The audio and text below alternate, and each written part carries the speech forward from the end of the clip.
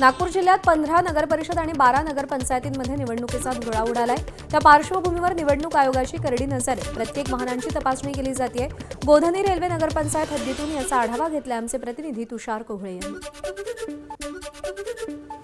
नागपूर जिल्ह्यामध्ये 15 नगरपरिषद आणि 12 नगरपंचायतच्या निवडणुका लागलेल्या आहेत। त्या पार्श्वभूमीवर त्या हद्दीमध्ये निवडणूक आयोगाचे पथक हे जागोजागी अशा प्रकारे वाहनाची तपासणी करत आहे। निवडणुकीमध्ये अवैध मार्गाचा वापर केला जाणार नाही याची पूर्ण खबरदारी निवडणूक आयोगाकडून घेतली जात आहे। त्यासाठी आपण बघू शकतो की गोधनी रेल्वे नगरपंचायत हद्दीमध्ये हे जे निवडणूक आयोगाचं इथं पथक लागलेलं आहे ते कशा प्रकारे वाहनांची चौकशी करताना पाहायला मिळत आहे। महत्त्वाची गोष्ट की 24 तास यांचे भरारी पथक हे वेगवेगळ्या भागात फिरत असतात आणि वाहनांची कसून चौकशी करत असतात। काही अधिकारी आपण त्यांना विचारूया।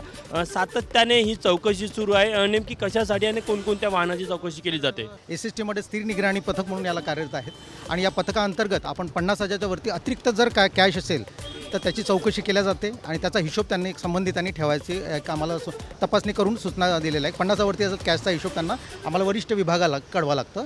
त्यानंतर दारूची जे अवैध धंदे असतात, अवैध हे काय असतात, दारू म्हणा विशेषतः या काळात आपल्याला कमी काही असामाजिक तत्व काही विशिष्ट भानगडी करतात आणि काहीतरी तसं व्हायला नको या दृष्टिकोनातून हे स्थिर निग्रह पथक इथे स्थापना झाली। निवडणूक आयोगाकडून पुरेपूर खबरदारी घेतली जात आहे की नगरपंचायत आणि नगरपरिषदच्या निवडणुकीमध्ये अवैध मार्गाने राजकीय पक्ष कोणतेही बेकायदेशीर काम करणार नाही आणि त्याच्यावर निवडणूक आयोगाची पूर्ण नजर आहे।